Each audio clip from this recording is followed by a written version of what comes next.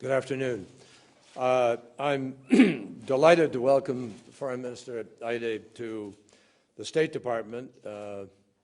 It's a particular pleasure for me because I had the occasion of living in Norway for a couple of years when my dad served in the embassy there.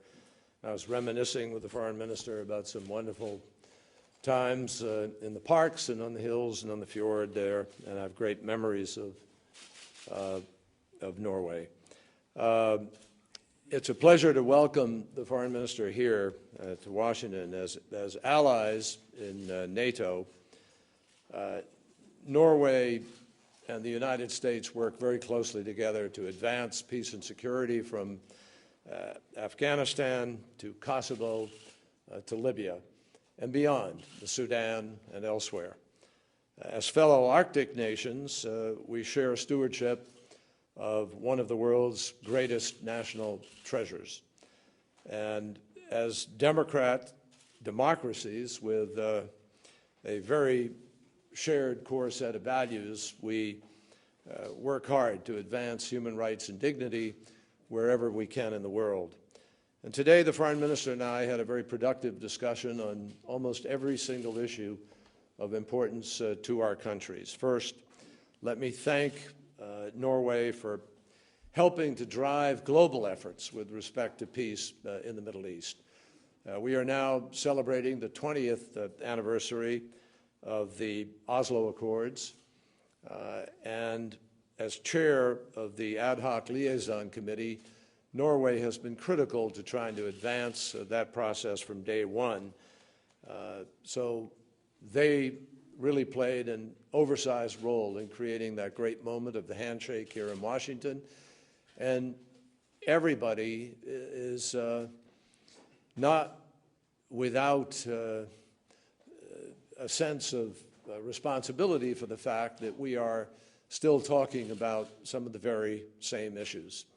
So Norway has a particular interest in seeing the United States and the Palestinians and the Israelis come together in a legitimate process, and we talked about that. Second, Norway has contributed roughly $75 million to humanitarian relief in Syria since 2011. And together, Norway and the United States are supporting Syrian refugee efforts, civilians, even as we continue to try to pressure the Assad regime into coming to the negotiating table to have a negotiated transitional government. Third, we discussed our shared mission in Afghanistan. Norway has been a staunch ally in Afghanistan and has contributed more than generously to the efforts to develop Afghanistan and to try to bring about regional reconciliation. Since 2002, Norway has contributed roughly $1 billion in civilian assistance to help the Afghan people chart their road to the future. And finally, Norway and the United States have a remarkable shared interest in protecting the Arctic and in developing its resources in a sustainable and a cooperative way. Norway hosts the Arctic Council Secretariat in Tromsø, which officially opened just a few weeks ago. And we appreciate all of their efforts to try to preserve the high north. The bottom line is this. Our nations work together from the Arctic to Asia to the Americas. I can't think of two countries which work in greater combination, with greater agreement on more issues of importance to global peace and security than the United States and Norway. When it comes to cross-cutting issues like climate change, Norway is a trusted partner of first resort. And so on almost every challenge of conflict in the world today, Norway plays one of the giant outsized roles of any country on this planet. I think it's safe to say that Norway is one of the great global citizens, and we are appreciative for our relationship and for our shared interests. And I thank you, Mr. Foreign Minister. Thank you. Thank you very much, Secretary Kerry. Let me first say that I am really pleased to be here so early in your tenure as Secretary of State. It's also so good for us in Norway to have a Secretary of State who actually lived in Norway and who can even speak quite impressively some Norwegian phrases, which he tried out on us, and we were quite impressed by his memory of that. And I think that also really suggests that we're going to have a very, very close working relationship, as we've had also in the past with your predecessors. I didn't try it out on them. Well, you know, you have a second chance. The United States of America is obviously Norway's most important ally, and we have a very strong partnership in NATO and in security and military defense issues. But the United States is also such an important partner in so many global issues. That means the cross-cutting issues, as was mentioned, the climate change, the whole issue of the Arctic, which requires close cooperation of all Arctic states and all the concerned states, the issue of global health.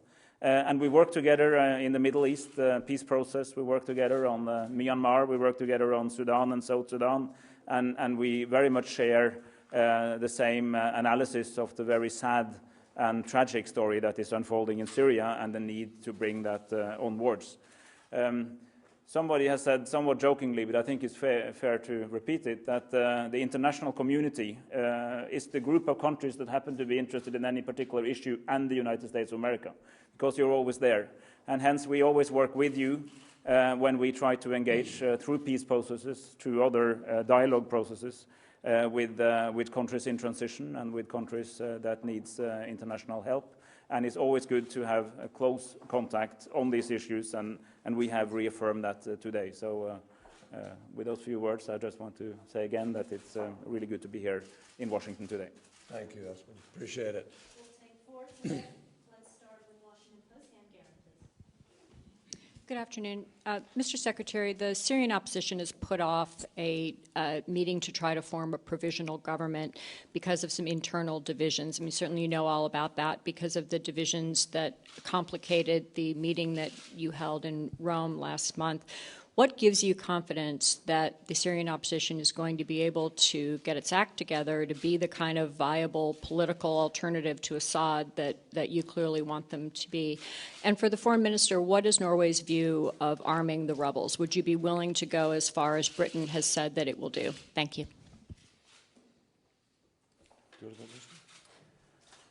Well, we work closely with the Syrian opposition. We have provided humanitarian aid, and we are also now working in trying to help them to set up local council inside Syria, and more resistance is happening on the inside. We have, as of now at least, not been supportive of actively arming the rebels, and I think our position is quite similar to the position of the United States of America, but we're very clear. Assad has lost all credibility. He must go. We need to work with the Syrian opposition. We need to help them to unify. We need to help them to consolidate messages. And we need to make sure that the Security Council finally is able to come to a kind of joint position in this issue. And I think on these issues we're very much of the same approach. I think, Anne, that it is inevitable and true of every single opposition in any kind of circumstance like this, that there are tensions and differences of opinion as they find their footing. And you know, there's no surprise in that. So we have to work quietly and effectively with the international community. There are lots of people involved and engaged with the Syrian opposition. You could remember a year ago that they were completely ununified and spoke without one voice. So we will continue to work with them. I'm not going to vouch on any process over which we don't have control, but I will tell you that they are adamant, all of them, about what they're fighting for. And the cause is the cause of the Syrian people. And they have committed themselves to a broad-based government that is going to represent all of the people of Syria, even as there may be some dissension as to tactics or process among them. So you have to have some patience in this process, even as you approach it with care. And I think that's exactly what we're doing. We want to stop the killing. and they want to stop the killing. The world wants to stop the killing. And we want to be able to see Assad and the Syrian opposition come to the table for the creation of a transitional government according to the framework that was created in Geneva, the Geneva Protocol, which requires mutual consent on both sides to the formation of that transitional government. That's what we're pushing for. And to do that, you have to have President Assad change his calculations so he doesn't believe he can shoot it out endlessly, but you also need a cooperative Syrian opposition to come to the table too. We're working on it, and we will continue to work on it. Next one, Anders Tavegor from NRK, please. Thank you for this opportunity, Mr. Secretary. You're on your way back to the Middle East, and you've signaled interest in trying to solve the Israeli-Palestinian issue. Many countries have tried to do that, Norway included. Norwegian diplomats still keep in touch with Hamas and are leading the international efforts to help the Palestinians financially. Would you like to see Norway any role to? Would you like Norway to engage more, or what should be the role? And or on a more colorful note, how's your Norwegian? Takk for det. Tusen takk. Yeah. Let me come back and just say to you that Norway has played an extraordinary role in the peace process for years. I mentioned the 20th anniversary of the Oslo Accords. And it's not for the United States to tell Norway or suggest to Norway how much or how little they should fight for peace. They fight for peace always, and we welcome that. What I have shared with my friend the foreign minister is that the president is traveling over there next week. I'm privileged to go with him on that journey. And we will have meetings there during which time the president wants to speak to the people of Israel, the Palestinians, the people of the region, and not lay down a peace proposal, but express his vision for what the possibilities of the future are and listen to people. We will meet and listen, and then make some judgments about what the possibilities are for moving forward.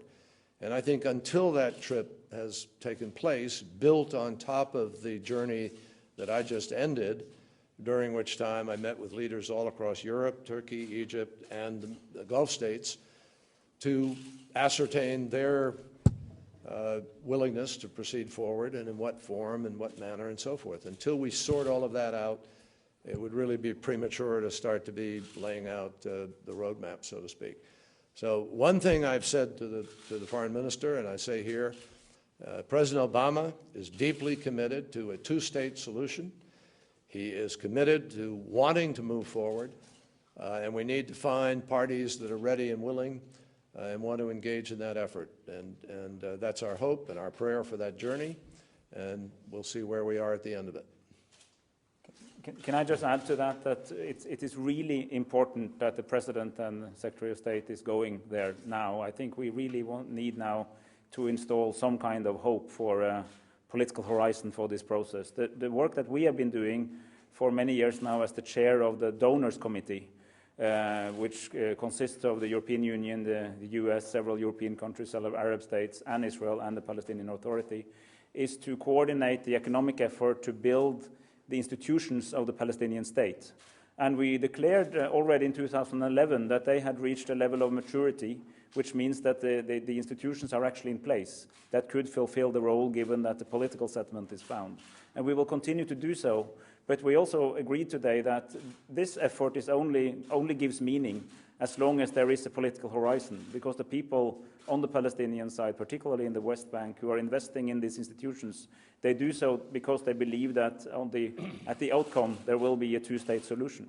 And we can't go on forever. So 2013 is going to be a very important year in order to reinstall a belief in a negotiated settlement, which is actually the only reason that we keep working to build institutions bottom up.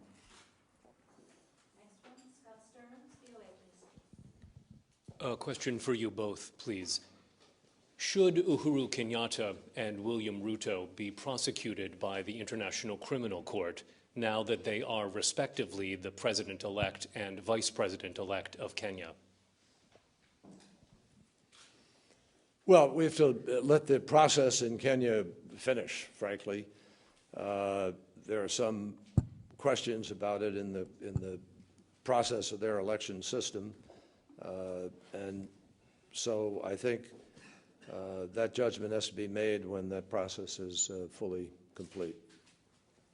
And I want to say that first I want to agree that there are disputes over the Kenyan elections. We are not interfering into that, but we just recommend strongly that those disputes are settled according to the new laws that was set up after the debacle that we had last time around. And so far, this has been a much more peaceful process than 5 years ago. Norway was very active when the ICC was set up. And of course, we expect anyone, elected or not, to cooperate with the institutions. And we do register that as of now, Uhuru Kenyatta has made clear his readiness to cooperate with the ICC. And of course, here, as everywhere else, there's the presumption of innocence until judged. So as long as he cooperates, that's important for us. Can I also mention that the Kenyan people really deserve to be congratulated for their participation. There was very high turnout. There was a great deal of effort to try to make sure that the process was followed.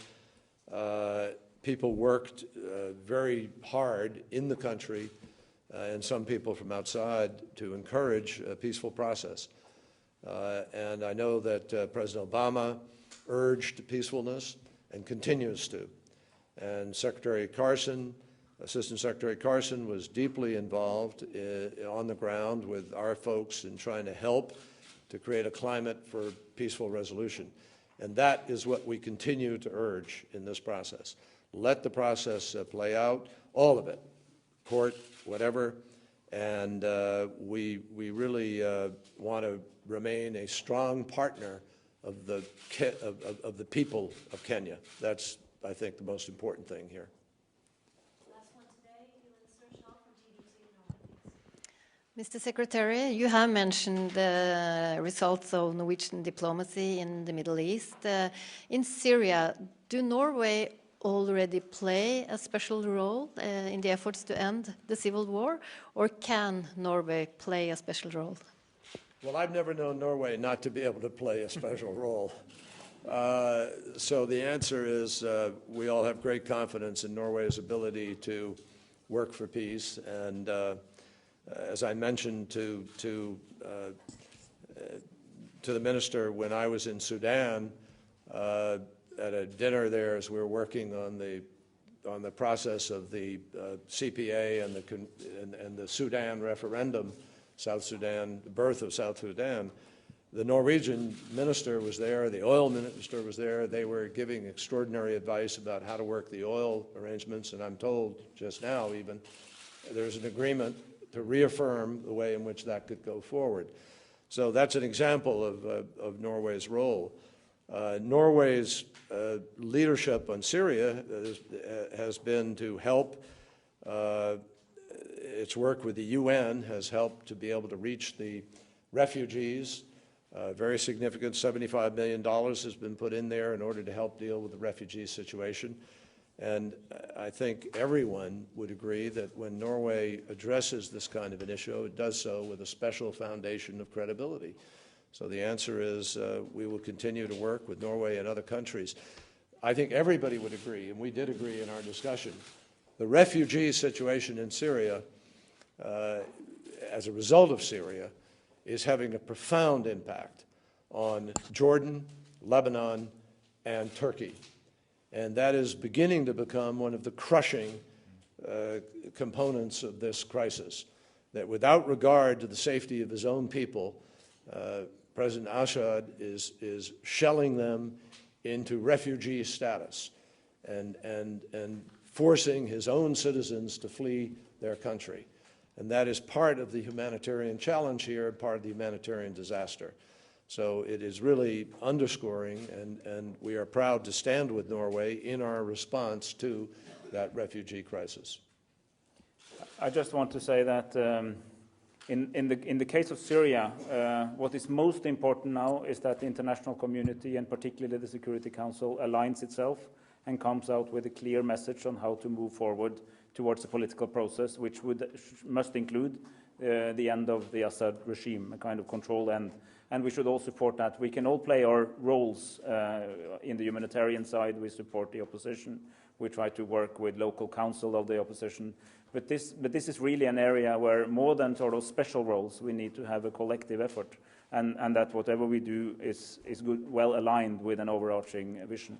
And since Sudan and South Sudan was mentioned, I do think we should really underline the fact that it's really good news that after a lot of work, an agreement has been found today about reopening the oil exports from South Sudan through pipelines in Sudan. And this is an area where the US, Norway, and the UK has been working very closely together for many years.